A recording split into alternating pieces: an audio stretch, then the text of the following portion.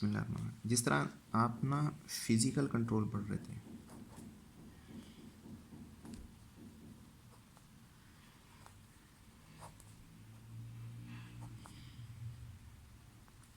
कि फ़िज़िकली तौर पर जो बैक्टीरिया होते हैं ना, हम उन्हें कंट्रोल करते हैं ताकि वो हमारी चीज़ों को स्पॉइल्ड ना करें, हमें बीमारी पैदा ना करें, ठीक है। और फिज़िकली तौर पर आप ये कर रहे थे कि बेसिकली आपके पास एक पॉपुलेशन, एक जगह पर कल्चर बना हुआ है, उस कल्चर में आपके पास पॉपुलेशन है कितनी कि आपके पास सपोज दैट 500 पॉपुलेशन चाहिए, लेकिन वहाँ पर 1000 हो चुकी है। तो वो जो 500 है उन्हें बाकियों को ख़त्म करने के लिए तो जो आप काम कर रहे थे वो फिज़िकली मेथड थे, ठीक है। तो इसी तरह आपके पास केमिकली मेथड भी होते हैं।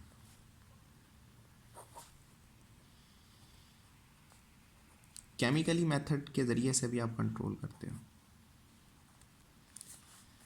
वो केमिकल मेथड में या तो आपके पास लिक्विड स्टेट में केमिकल होते हैं,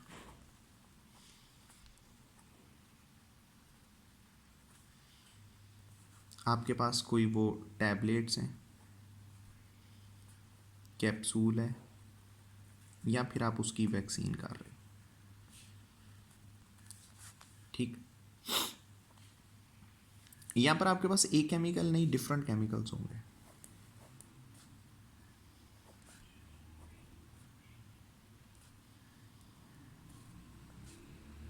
पहला केमिकल एंटीसेप्टिक्स, दूसरा केमिकल डिसइंफेक्टेंट्स,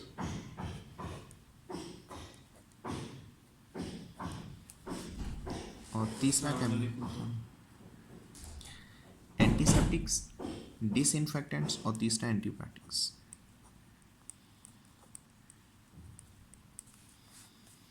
एंटीसेप्टिक्स क्या है?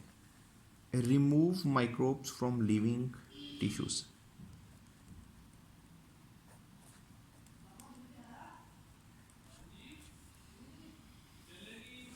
आपके पास माइक्रोब्स हैं, उन माइक्रोब्स को आप लिविंग टिश्यू से रिमूव कर रहे हो। उस मकसद के लिए जो केमिकल यूज किया जाता है उसको डिसइंफेक्टेंट्स कहते हैं, ठीक है। Example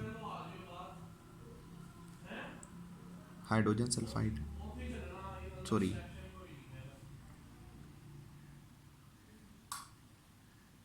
hydrogen peroxide,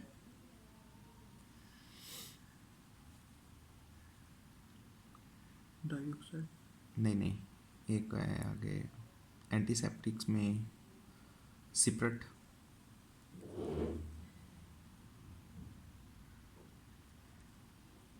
Dettol.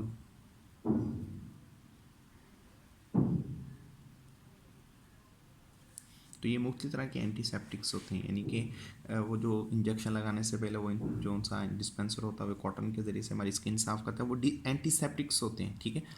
तो एंटीसेप्टिक्स में आप इसके बाद इस्तेमाल कर सकते हैं फॉर्मेल्डिहाइड, ये भी केमिकल यूज़ कर सकते हैं, अल्कोहल का यूज़ भी कर सकते हैं। तो ये मुख्य तरह के केमिकल्स हैं। डिसइंफेक्टेंट्स के हैं, बिल्कुल इसके उलट हैं कि अगर आप रिमूव करना चाह रहे हो माइक्रोब्स को, कहाँ से? नॉन लिविंग जो सरफेस होती हैं वहाँ से। सपोज दैट आपका टेबल है, चेयर है, आपका फर्श है, ठीक है, वहाँ से आप माइक्रोब्स का एलिमिनेशन करना चाह रहे हो, तो उस मकसद के लिए जो केमिकल इस्तेमाल करेंगे वो डिसइंफेक्टेंट्स होंगे। तो डिसइंफेक्टेंट्स में आप इस्तेमाल कर लें कि इनके बेंजीन के ग्रुप होते हैं,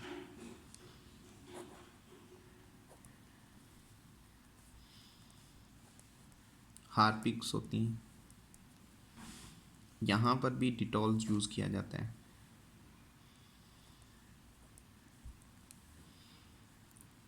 ठीक है।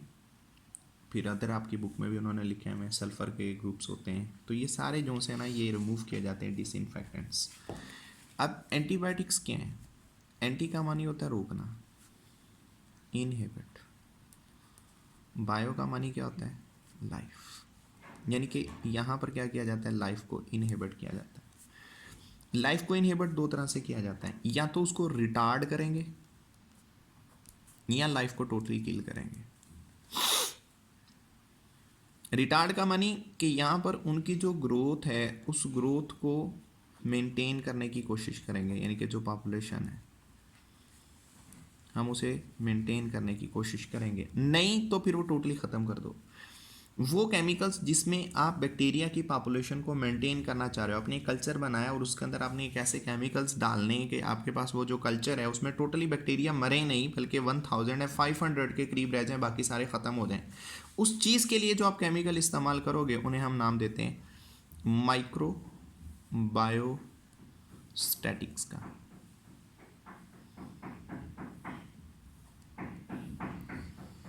ठीक है, ये ऐसे केमिकल्स होते हैं जो ग्रोथ यानी कि जो पॉपुलेशंस होती है उसको किसी भी कल्चर में मेंटेन करते हैं। एग्जांपल ले लें,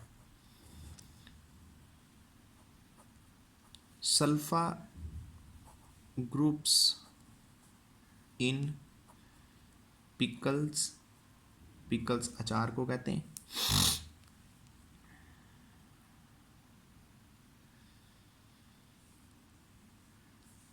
एक और कंपाउंड, चलिए ठीक है। तो माइक्रोबायोस्टैटिक के लिए आप सल्फा ग्रुप्स का इस्तेमाल करते हो। ये जो ग्रुप्स होते हैं ना, ये आपके टोटली बैक्टीरिया को ख़त्म नहीं करते। ठीक, जैसे कि एग्जांपल ले लें कि पिकल्स अचार है, उनके अंदर आपको एक मैक्सिमम मतलब कि चाहिए, तो या फिर fermentation, sulpha groups in pickles and fermentation. ठीक है, अगर टोटली किल करवाने तो इसके लिए जो इस्तेमाल करोगे वो माइक्रोबीसाइडल होगा। माइक्रोबीसाइडल ऐसे केमिकल्स होते हैं जो बेसिकली तौर पर टोटल माइक्रोब्स को ख़त्म कर देते हैं, जैसा कि वुड टार, ये टोटली माइक्रोब्स ख़त्म कर देते हैं। अब वो अमल, जिस अमल के ज़रिए से आप केमिकल्स का यूज़ करके माइक्रो ऑर्गेनिजम्स को रोकें, हम उस चीज़ को नाम देते हैं किसका, कीमोथेरेपी का। आप पेंसिलिन यूज़ कर रहे हो, आप टेट्रासाइक्लिन यूज़ कर रहे हो, टेरामाइसिन यूज़ कर रहे हो, ये सारी एंटीबायोटिक्स हैं, और इन्हीं एंटीबायोटिक्स के ज़रिए से आप क्या कर रहे हो, ट्रीटमेंट कर रहे हो, माइक्रोब्स को ख़त्म कर रहे हो, लिविंग ऑर्गेनिजम्स को बचा रहे हो। तो वो अमल, वो मेथड, जिस मेथड के तहत आप केमिकल्स का यूज़ करो, माइक्रोब्स को इनहिबिट करो, उन्हें मारो, आप इस अमल को नाम देते हो कीमोथेरेपी का।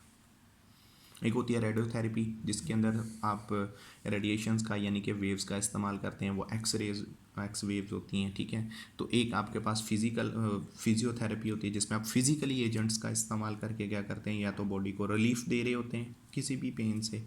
तो ये मुख्तलिफ तरह के मेथड्स होते हैं। ठीक हो गया। इसके बाद हमारे पास फंजाई वाला चैप्टर।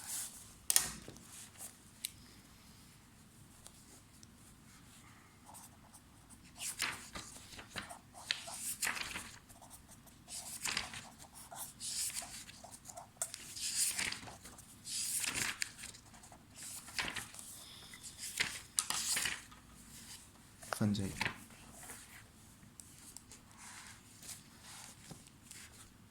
देखिए फंजाई जिसे फंगस भी कहते हैं, फंजीआई भी इसे कहते हैं। इनकी जो टोटल स्पीशीज़ हैं, आप में आपकी बुक में लिखा हुआ 1 लाख के करीब, आपने टिक 1 लाख को ही करना है। जो मैं आपको बताऊंगा ये टिक नहीं करना, ये इन्फॉर्मेटिक्स है। ठीक है,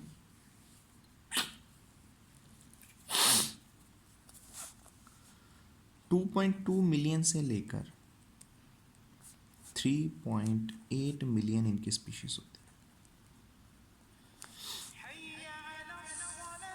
एस्टिमेटेड।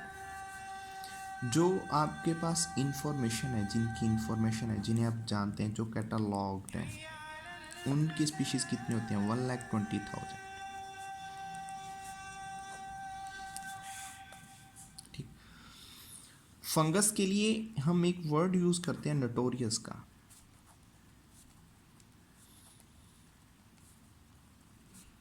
नोटोरियस, ये बदनाम है। ये बदनाम क्यों होते हैं, क्योंकि ये बहुत सारी डिजीज पैदा करते हैं। नोटोरियस पैथोजेंस, एक तो नोटोरियस इसलिए हैं क्योंकि ये हमारी चीज़ों को स्पॉइल्ड करते हैं, स्पॉइलेज, ख़राब कर देते हैं। दूसरा पैथोजेंस हैं, डिजीज़ काज करते हैं। डिजीज़ काजिंग दोनों में करते हैं, एनिमल्स में भी और प्लांट्स में भी। एनिमल्स की बात कर लें, ओरल एंड वजाइनल थ्रश एक प्रॉब्लम है। थ्रश खारिश को कहते हैं, दाने बन जाते हैं, ईचिंग का प्रोसेस होता है मुंह के करीब करीब भी, वजाइनल फीमेल रिप्रोडक्टिव ट्रैक है वहाँ पर भी। प्लांट्स की बात कर लें तो प्लांट्स में डिजीज़ पैदा करते हैं रस्ट की, स्मट की, अदर भी हैं। रस्ट की बीमारी, इसमें क्या होता है, शुगर केन इफेक्टेड होते हैं, तो जो शुगर केन होता है ना वो रेड कलर का हो जाता है, जिसे हम कहते हैं रत्ता रोग की बीमारी। लोकल जुबान में रत्ता लाल रंग को कहते हैं, रोग का मतलब क्या होता है, बीमारी। स्मट, इसमें क्या होता है, ये एक ब्लैक मैसिव पाउडर होता है,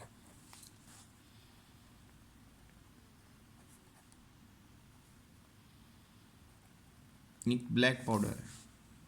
इस ब्लैक मैसिव पाउडर में क्या होता है कि जो आपका गंदुम दाना होता है वो बाहर से ब्राउन होता है, आप उसको दबाते हो वो टूटता है, अंदर से ब्लैक कलर का पाउडर बाहर। फिर इसके बाद कॉर्न, मकई की बात कर लें, छल्ली काली हो जाती है, उसके ग्रेन ब्लैक हो जाते हैं सम टाइम, ठीक, यानी कि वो ऑरेंज कलर से वो जो पेल येलो कलर होता है वहाँ से वो हट जाते हैं, तो या तो टोटली ब्राउन हो जाते हैं या फिर क्या होते हैं वो ब्लैक हो जाते हैं, या वाइट वाइट कलर का सब्सटेंस, उसको मोल्ड फफूंदी कहते हैं, वो भी फंगस है, वो इकट्ठी हो जाती है, ठीक। तो ये बेसिकली तौर पर हमारे पास फंजाई है। फंजाई के लिए एक वर्ड यूज़ किया जाता है फंगस, कमाल के रिसाइकलर्स होते हैं। ये रिसाइकलर्स में करते हैं क्या, ये कम्प्लेक्स जो कंपाउंड्स होते हैं उन कम्प्लेक्स कंपाउंड्स को चेंज कर देते हैं, किस में, सिंपल में।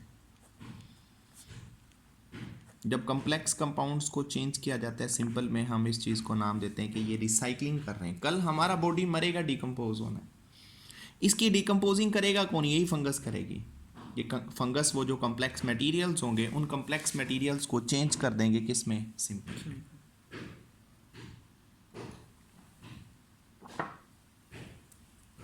ठीक है, जब कम्प्लेक्स सिंपल में चेंज होना शुरू हो जाएगा हम इस चीज़ को नाम देंगे रिसाइकलिंग का।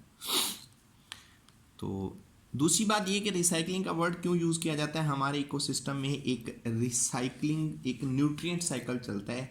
उस न्यूट्रिएंट साइकिल में क्या होता है कि हमारे डिफरेंट न्यूट्रिएंट्स होते हैं, जैसा कि न्यूट्रिएंट्स में आप बायो एलिमेंट्स का जिक्र करते हैं। बायो एलिमेंट्स जो पौधे होते हैं ग्लूकोज तैयार करते हैं, वो कार्बोहाइड्रेट्स वगैरह जितना भी प्रिपेयर करते हैं, उसमें 3 एलिमेंट्स होते हैं, कार्बन, हाइड्रोजन और ऑक्सीजन। वो कहाँ से लेते हैं, इन्वायरमेंट से।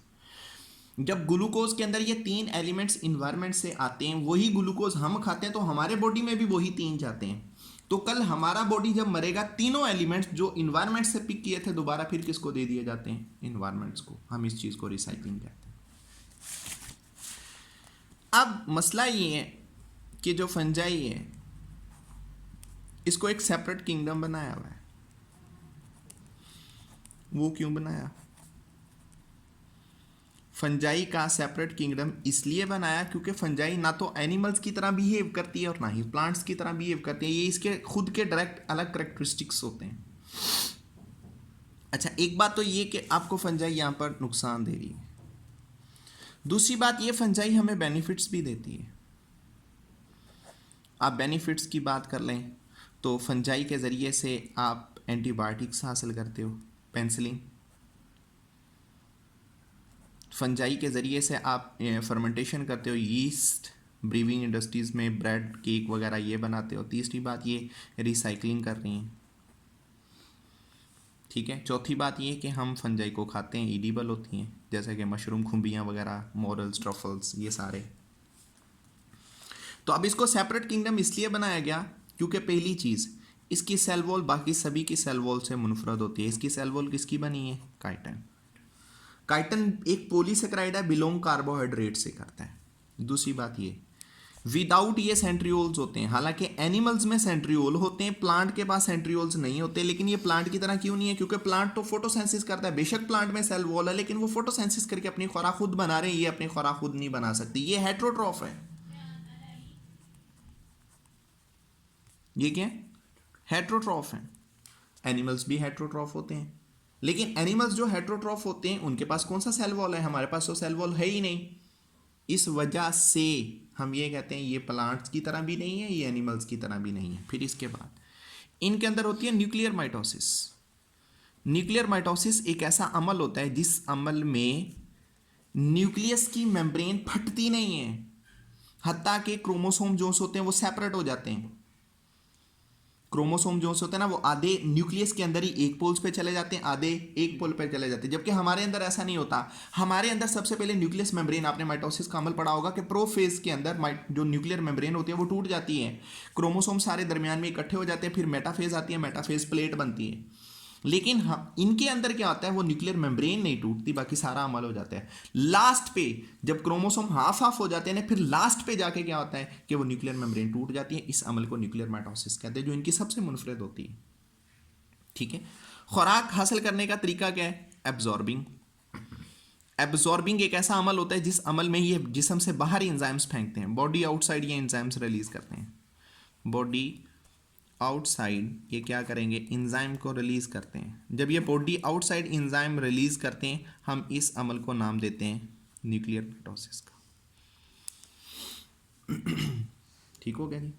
तो ये असल में कुछ ऐसे करैक्टरिस्टिक्स होते हैं जो बेसिकली फंजाई के होते हैं, जिसकी वजह से हम ये कहते हैं कि फंजाई एक सेपरेट किंगडम है। 2 किंगडम सिस्टम भी इसीलिए गलत हो गया था क्योंकि उन्होंने फंजाई को प्लांट्स में इंक्लूड किया था। 3 किंगडम भी इसीलिए गलत हो गया क्योंकि उन्होंने भी फंजाई को प्लांट में इंक्लूड किया था। फिर 4th किंगडम आया था जिसमें फंजाई को अलग कर दिया गया था। ये बात समझ लगी? तो नेक्स्ट हम इसकी फिर बॉडी पढ़ेंगे, तो फंगस ऑफ द बॉडी ये कैसी होता है।